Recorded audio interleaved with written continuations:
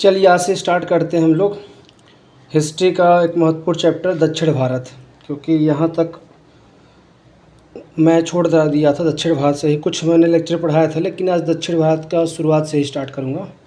ठीक है, तो दक्षिण भारत में हम लोग स्टार्ट करने वाले हैं सबसे पहले आज दक्षिण भारत। ठीक है, दक्षिण भारत में सबसे पहले हम लोग देखेंगे संगम काल के बारे में।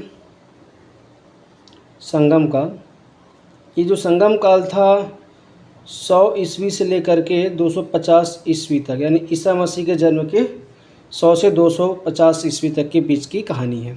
ठीक है, ये 3 जगह पे हुआ था। जो सबसे पहला वाला था वो दक्षिण मदुरै में हुआ था। कहाँ पे हुआ था? दक्षिण मदुरै में। ठीक है, और इस समय जो हुआ था तो ये यहाँ के जो अध्यक्ष थे, उस समय यहाँ के जो अध्यक्ष थे वो अगस्त ऋषि थे। अगस्त ऋषि है ना, ये बनारस के रहने वाले थे, बनारस के थे। ये आकर के दक्षिण भारत में बस गए थे, इसीलिए इन्हीं को तमिलनाडु में चूँकि हुआ था। ये सारे जितने भी संगम काल थे ये कहाँ थे? तमिलनाडु में।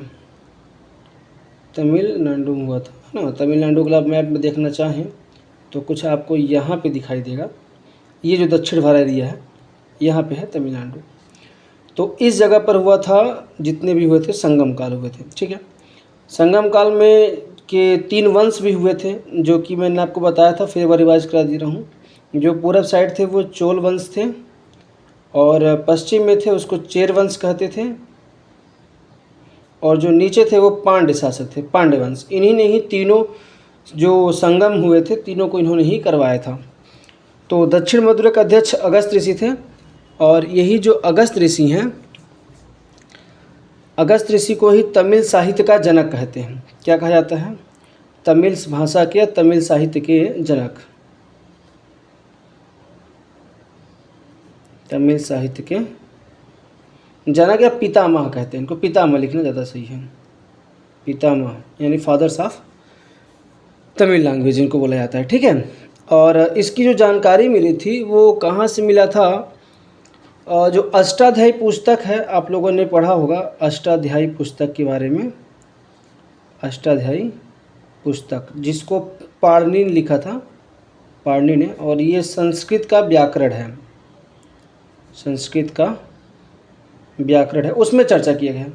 जबकि इसका जो लिखित साक्ष्य थे, उसमें जितने भी साहित्य बनाए गए थे लिखित, वो कुछ भी प्रमाण के रूप में नहीं मिला है। क्यों नहीं मिला? क्योंकि ये दक्षिण भारत दक्षिण में था, और यहाँ पे आपको पता है कि इधर हिंद महासागर है, तो वहाँ पे डूब गया था ये, इसलिए यहाँ कुछ नहीं मिला। टोटल 89 राजाओं ने इसमें भाग लिया था, है ना। और इसकी लिखित जानकारी जो भी थी, जितने भी पुस्तक वगैरह लिखे गए थे, उस टाइम पे ये डूब गया था। ठीक है, तो दूसरा वाला जो हुआ था, अब संगम काल का जो पहला जो संगम हुआ दक्षिण मदुरै में हो गया था। जो दूसरा वाला हुआ था वो हुआ था कपाटपुरम में। कहाँ पे हुआ था? कपाटपुरम, ये भी तमिलनाडु में ही आता है ना। और कपाटपुरम में जो हुआ था तो उस समय टोटल 59 राजाओं ने भाग लिया था। कितना लिया था? 59 राजाओं ने भाग लिया था, पार्टिसिपेट किया था। और इसके जो अध्यक्ष थे, जैसे यहाँ पे अध्यक्ष अगस्त ऋषि थे, वैसे यहाँ के जो अध्यक्ष थे उस टाइम पे थे अध्यक्ष तोल्कापियर। कौन थे? तोल्कापियर। इनकी एक प्रसिद्ध पुस्तक है, आप लिख लीजिए, आपके काम के है, तोल्कापियर। तोल्का, ये पियर तो व्यक्ति हैं, है ना। तोल्कापियर क्या है? व्यक्ति हैं। तोल्कापियम, तोल्कापियम पुस्तक का नाम है। ये क्या है? ये पुस्तक है। इसके बारे में थोड़ा सा आप लिख लीजिएगा। ये जो पुस्तक है ना, जैसे ये पाणिनि के संस्कृत व्याकरण का वो है, क्या बोलते हैं इसको, व्याकरण का पुस्तक है, अष्टाध्यायी का वैसे ही जो तोल्कापियर है ना, इसको क्या कहते हैं कि तमिल भाषा का व्याकरण है ना। तमिल व्याकरण बोलते हैं इसको, तमिल व्याकरण कहा जाता है। ठीक है, और जो तीसरा वाला हुआ था वो उत्तरी मदुरै में हुआ था। कहाँ हुआ था? उत्तरी मदुरै। मदुरै मतलब मदुरई, जो आज वर्तमान में मदुरई के नाम से जाना जाता है शहर ये। ठीक है, तो उत्तर मदुरै, मदुरै। ठीक है, जो उत्तर मदुरै में हुआ था ये। और इसके जो अध्यक्ष थे वो थे नक्कियर। नक्कियर इसके अध्यक्ष थे, है ना। ठीक है, इसमें टोटल 49 राजाओं ने भाग लिया था। आपको याद रखने की जरूरत नहीं है, मेन ये है कि ये वाला जो कपाटपुरम वाला है ना, इसके जो अध्यक्ष थे तोल्कापियर, इनकी पुस्तक जो तोल्कापियम तमिल भाषा का व्याकरण के से संबंधित है ये, उसको आप याद रखिएगा। ठीक है। और दक्षिण भारत में संगम काल जैसे ख़त्म होता है तो उस टाइम पर 3 वंश थे, 3 राजवंश थे, 3 राजवंश थे, जिसमें से जो पहला था वो थे चोल, दूसरा था चेर, तीसरा था चोर चेर और पांड्य शासक। ठीक है, पांड्य वंश। तो सबसे पहले चोल वाले देख लेते हैं। ये जो चोल थे ना, ये पूरे तमिलनाडु के और कर्नाटक के कुछ भाग मिला करके बनाया गया था। तो ये पूर्वी भाग में थे, ये पूर्वी सीमा पर थे। कहाँ पे थे ये? पूर्वी सीमा पर। ठीक है, कहाँ के? तमिलनाडु के पूर्वी सीमा पर थी ये। ठीक है। और इसके बारे में जो सबसे मेन चीज़ें हैं वो कुछ लाइन बाय लाइन में लिख दे रहा हूँ, तो क्या आप नोट करते जाइएगा, बहुत काम की चीज़ है। इनका जो प्रतीक था वो बाघ था। बाघ शेर एक प्रतीक होता है दक्षिण भारत में, नहीं राजवंश से अपनी प्रतीक बना के रखते थे पहचान के लिए। ठीक है। और ये जो चोल है ना, चोल का अर्थ जो होता है, इसका अर्थ नया देश। चोल का अर्थ क्या होता है? नया देश, जबकि सबसे पुराना यही था। चोल का जो अर्थ होता है, इसका अर्थ क्या होता है? नया देश, नया देश। ये कावेरी नदी के किनारे बसा हुआ था। कहाँ? कावेरी नदी के किनारे। और ये कावेरी नदी बहुत इम्पोर्टेंट है, स्टैटिक जीके में आप लोग पढ़े होंगे। तो ये दक्षिण भारत की गंगा कहलाती है। क्या बोलते हैं इसको? दक्षिण भारत की गंगा। दक्षिण की गंगा नहीं, दक्षिण की गंगा गोदावरी को कहते हैं, और दक्षिण भारत की गंगा किसको कहते हैं? कावेरी नदी को कहते हैं। ठीक है। इनकी जो राजधानी थी,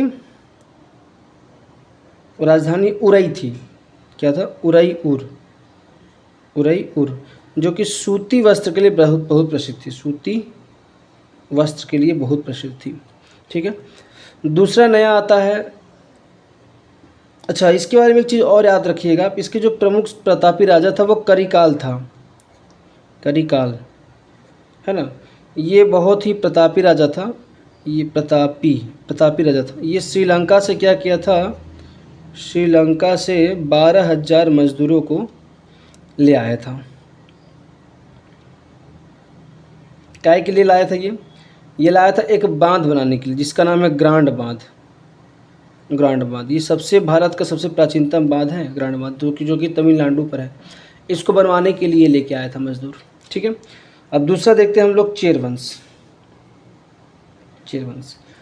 वंश का जो प्रतीक है, जैसे इनका प्रतीक क्या था? बाघ था, ऐसे इनका प्रतीक क्या होता है? धनुष। ठीक है। जैसे याद करने के लिए याद कर लीजिए, जब धनुष को खींचते हैं तो चर चर की आवाज़ आती है, वही चेर से चेर धनुष। ठीक है।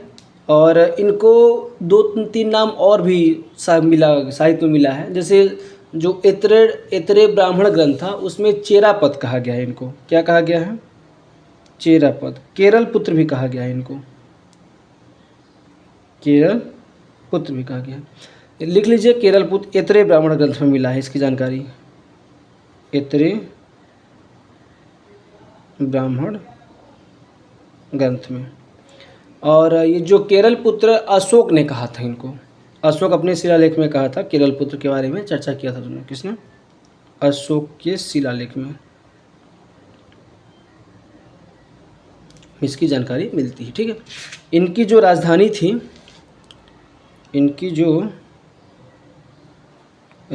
थी वो करूर थी। करूर, जो कि पर्वतीय क्षेत्र है।